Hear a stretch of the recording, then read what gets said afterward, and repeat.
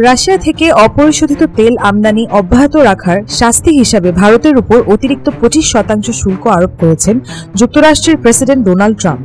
বুধবার রাতে দেওয়া এই ঘোষণার ফলে যুক্তরাষ্ট্রে ভারতীয় পণ্যের আমদানির শুল্ক দাঁড়ালো 50%, যা চীনের তুলনায় 20% এবং পাকিস্তানের তুলনায় 21% বেশি।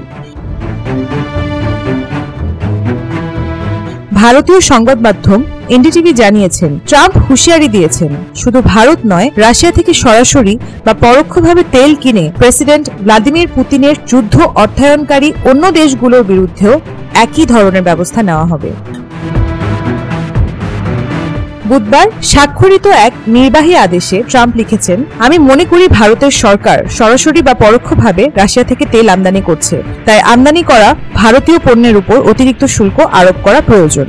এই সিদ্ধান্ত আসে ভারত যুক্তরাষ্ট্র বাণিজ্য সম্পর্ক নিয়ে তার ক্ষুদ্র মন্তব্যের কয়েক ঘন্টা পর। এক মার্কিন গণমাধ্যমকে ট্রাম্প বলেন, ভারত ভালো বাণিজ্যিক অংশীদার নয়, আমরা আগে 25% শুল্কে সমঝোতা করেছিলাম, কিন্তু আমি মনে করি আগামী 24 ঘন্টার মধ্যে এটি উল্লেখযোগ্যভাবে বাড়ানো উচিত, কারণ তারা রাশিয়ার তেল কিনছে। ট্রাম্পের এই মন্তব্য ও সিদ্ধান্ত বিশ্বের দুই বৃহত্তম অর্থনীতির মধ্যে সম্পর্কের অবনতি ঘটাতে পারে এবং বৈশ্বিক ভূরাজনৈতিক ও নিরাপত্তা পরিস্থিতিতেও প্রভাব ফেলতে পারে বলে ধারণা করা হচ্ছে।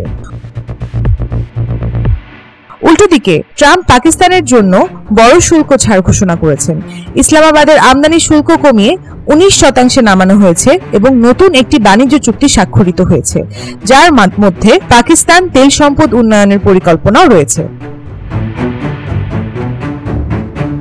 গত 30 জুলাই ট্রাম্প ঘোষণা দিয়েছেন, রাশিয়া থেকে তেল ও সামরিক সরঞ্জাম কেনা অব্যাহত রাখার কারণে ভারতের উপর অতিরিক্ত 25% শুল্ক আরোপ করা হবে। এটি ছিল তার এপ্রিল মাসে ঘোষিত পারস্পরিক শুল্ক নীতির অংশ, যা আলোচনার সুযোগ দিতে সাময়িকভাবে স্থগিত রাখা হয়েছিল। তিনি ভারতের অত্যন্ত কঠোর ও বিরক্তিকর অমৌলিক বাণিজ্য বাধা নিয়েও সমালোচনা করেন। তার ভাষায়, ভারত আমাদের বন্ধু হলেও তাদের শুল্ক খুবই বেশি, বিশ্বের সর্বোচ্চের মধ্যে একটি, আর তাদের অমৌলিক বাণিজ্য বাধা সবচেয়ে কঠোর ও বিরক্তিকর।